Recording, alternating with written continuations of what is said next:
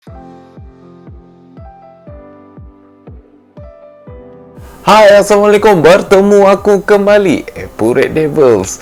Salam 41 geng. Salam GGMU. Okey, sebelum aku memulakan aku punya ulasan untuk match ni, seperti kita tahu sendiri, seluruh dunia termasuk aku, semua nak tengok CR membuat debutnya untuk second time. Jadi terdapat beberapa rumours yang mengatakan CR ni akan start daripada bench ataupun CR ni starting 11. Kita sendiri pun tak tahu. Sampai sejam sebelum perlawanan kita dah tengok confirmation lineup. Jadi kita mengikut pada confirmation lineup di mana Ole menggunakan formasi 4-3-3 holding, iaitu Matic menggantikan tempat Fred dan CR geng, CR return menggantikan tempat Greenwood, dan Greenwood telah dipindahkan ke right wing. Jadi pada minit ke-18, corner kick yang diambil oleh Shaw dan diheader oleh Varane, tetapi headernya telah tersasar. Semuanya tak ada siapa yang nak fit bola untuk tap in. Memang aku rasa itu peluang keemasan lah. Pada minit ke-26, Shaw telah menghantarkan hantaran kepada Bruno selepas daripada halfway line, dan dia ingin membuat ala-ala David Beckham yang telah menjadikan gol daripada half line ketika bertemu Wimbledon pada tahun 1996. Tapi dia punya long shot tu tersasar sedikit sebab dia nampak yang vision dia untuk buat shot tu, tengok Freddie Woodman tu dah ke depan sedikit tapi tersasar lah. Jadi pada minit ke-28 pula, Shaw throw in dekat kita punya area dan pas dekat Bruno miss kick dan dirampas oleh Joe Willock. Sepakannya tersasar pergi ke langit, geng. Dan pada minit ke-29 di mana Bruno telah membuat satu long shot tetapi terkena sedikit kaki Sancho, cuma sepakannya tersasar. Kalau tidak, kita dah dapat 2-0. 1 minit sebelum half time di mana Greenwood pada belah kanan telah membuat satu rembatan, dan rembatan tu telah ditepis dan tidak ditangkap kemas oleh goalkeeper Newcastle iaitu Woodman, dan bola tu muntah dapat dekat CR dan CR pun skor untuk tap in tersebut, dan akhirnya CR menjaringkan debut golnya, geng. Jadi untuk pada first half ni aku boleh katakan yang kita sendiri tak ada kreativiti. Asyik-asyik main pass, short pass, lepas tu pass dekat wing, ke sana ke sini, lepas tu tak ada idea. Okey, sebab kita sendiri, kalau kita dah tahu yang kita dah main high press, lepas tu kau main pass, kena cepat-cepat lah passing dekat member tu. Ini tak nak hold bola, lepas tu pass wing kanan, lepas tu okey patah balik defend kemudian, kalau tak boleh pergi ke belah kiri pula. Tak boleh macam tu, geng. Sebab apa? Sebab kalau kita tak ada kreativiti macam ni, macam mana kita nak menjaringkan gol ataupun kita nak create chances? Itu untuk first half aku boleh huraikan. Sebelum aku nak buat huraian untuk second half ni, aku nak shout out untuk satu channel yang merupakan penyokong tegar Manchester United macam aku juga. Korang boleh check out channel bernama Mujako Official. Dia ni pun telah menghasilkan satu video tentang best lineup MU untuk season ni, dan baru-baru ni pun dia ada upload video tentang siapakah penalti yang patut diambil antara CR ataupun Bruno Fernandes. Aku nak korang check out, dan link description aku akan letakkan di bawah. Okey, untuk second half pula, aku boleh katakan yang kita dapat memberi sedikit kreativiti di bahagian midfield. Telah bertungkus lumus untuk membuat attack pada masa besar, tapi benda tak menjadi, geng.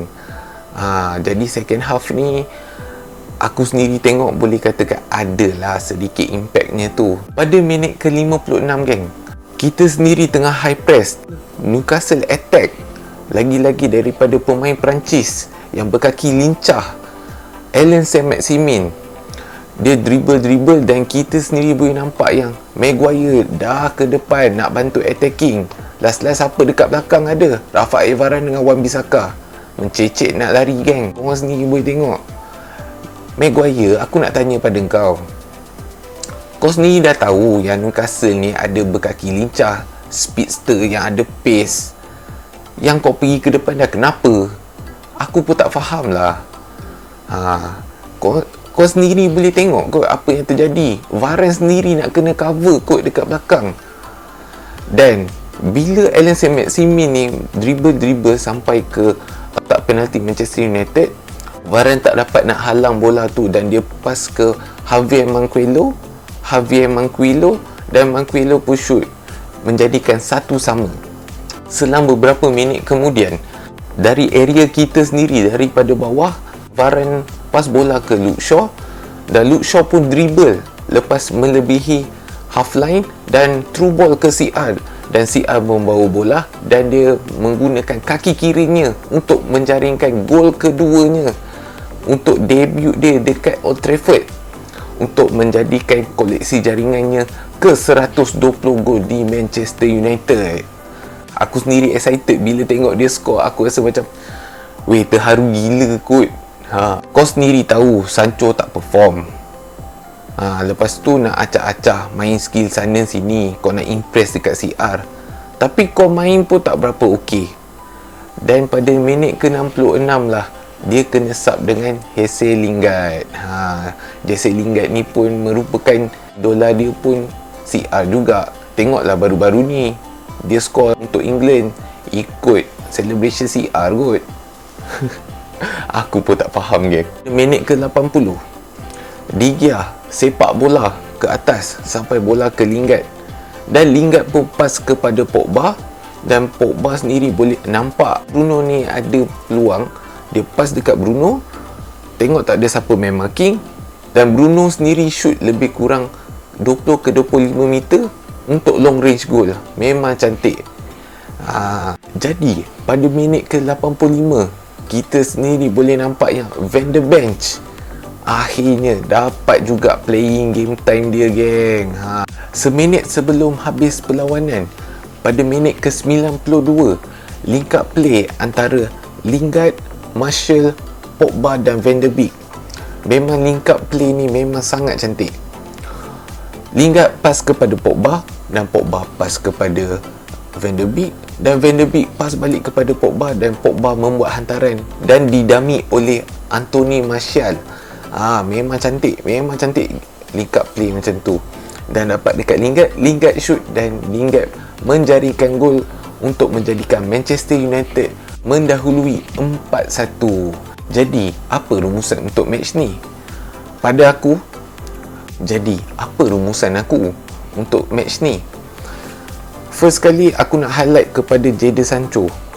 Jadon Sancho hari ni nampaklah dia sendiri nak impress dekat CR. Aku rasa ada sesetengah momen di mana ada pass tak sampai, lepas tu skill-skill tak jadi. So, macam apa kau buat sebenarnya? Kedua, aku nak highlight defensive line. Aku nak bagi kredit kepada Rafael Varane. Sebab Rafael Varane ni aku boleh katakan yang dia merupakan satu defender yang aku boleh katakan yang sangat solid lah.